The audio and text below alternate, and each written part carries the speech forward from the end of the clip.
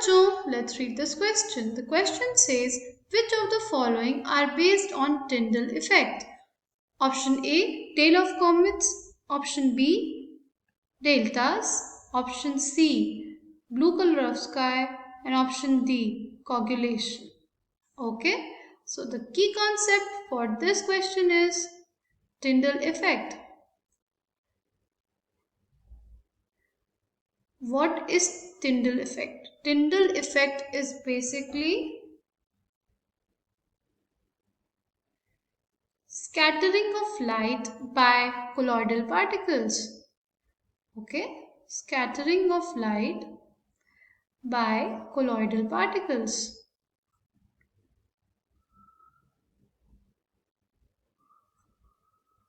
ठीक है, कभी आपने देखा होगा अगर अंधेरे कमरे में एक छोटा सा कोने से रोशनी आती है, ठीक है, तो आपको ऐसे उसमें पार्टिकल्स दिखाई देते हैं. Those are colloidal particles. Okay, देखो ऐसा होता है कि सपोज ये हमारे पास क्लियर सोल्यूशन है. ये क्या सोल्यूशन है हमारे पास? ये एक ट्रू सोल्यूशन है. अगर इससे हम लाइट पास करें, इससे अगर हम लाइट पास करें, ठीक है, तो जब इससे लाइट पास होती है तो ये कैसा दिखाई देता है? ये पूरा पूरा सेम लाइट जितनी इंटेंसिटी की हमने डाली थी हमें वापस मिल जाती है और ये एकदम ट्रांसपेरेंट सा, एकदम क्लियर सा दिखाई देता है. ठीक है, बट अगर हम एक कोलॉइडल सोल्यूशन से, ठीक है, अगर हम एक कोलॉइडल सोल्यूशन प्रिपेयर करें और उससे अगर हम लोग लाइट डालें, एक कोलॉइडल सोल्यूशन से अगर हम लोग लाइट डालते हैं, तो एक कोलॉइडल सोल्यूशन पे अगर हम लोग लाइट डालते हैं तो जो लाइट होती है उसकी इंटेंसिटी थोड़ी कम हो जाती है. उसकी जो इंटेंसिटी है वो रिड्यूस हो जाती है और हमें बेसिकली ये हमें पता चलता है इसमें ट्रांसलूसेंट बिहेवियर दिखाई देता है. मतलब कुछ अमाउंट ऑफ इंटेंसिटी जो है लाइट की वो कम हो गई है. ठीक है, इसी चीज को हम लोग कहते हैं टिंडल इफेक्ट. और ये होता क्यों है? इट इज बिकॉज जो ट्रू सोल्यूशन में पार्टिकल साइज होता है वो it is less than 1 nanometre. ठीक है, but in colloidal solution it is between 1 nanometre to 1000 nanometer. Okay, examples of Tyndall effect. ठीक है, क्या होते हैं? जो हमें ब्लू कलर की स्काई दिखती है, ठीक है, जो लाइट है, ठीक है, ये हमारी सनलाइट है और ये हमारे छोटे छोटे पार्टिकल्स और इस सनलाइट को वो स्कैटर करते हैं तभी हमें ब्लू स्काई दिखाई देती है.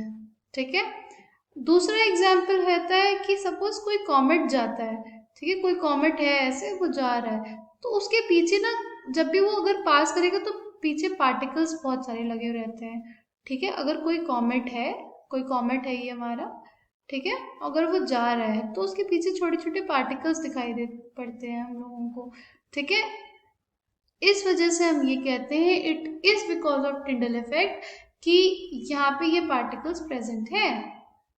ठीक है, okay, I hope all of you have understood this. Go back to our question. इसमें पूछा था हमसे कि टिंडल इफेक्ट के कारण क्या क्या होता है. ठीक है, yes, the tail of comets is observed because of the Tyndall effect. Option B, deltas. No, deltas are not formed because of Tyndall effect. They are formed because of coagulation. जो हमारी रिवर्स होती हैं उसमें present होते हैं क्या? Colloidal particles. जो हमारी रिवर होती है उसमें क्या प्रेजेंट रहते हैं? Colloidal particles. ठीक है, और जो हमारी सी होती है उसमें प्रेजेंट रहते हैं बहुत सारे इलेक्ट्रोलाइट्स. और जब रिवर और सी मिलते हैं तो हमें क्या मिलता है? डेल्टा. क्यों मिलता है? डेल्टा में क्या होता है? डेल्टा में कोआगुलेटेड पार्टिकल्स होते हैं. ठीक है, क्योंकि वहां पे कोलॉइडल स्टेट वाले जो पार्टिकल्स हैं और इलेक्ट्रोलाइट मिलते हैं, इसलिए कोआगुलेटेड पार्टिकल्स एग्जिस्ट करते हैं किसमें? डेल्टा पे. ठीक है, नाउ जो हमारा कोलॉइडल सॉल्यूशन जो होता है उसके पार्टिकल सेटल डाउन हो जाते हैं, उस पे अगर वो चार्ज्ड है तो वो अपना चार्ज न्यूट्रलाइज कर देते हैं और एक जगह सेटल हो जाते हैं. Okay, I hope the solution is clear to you. Thank you, all the best.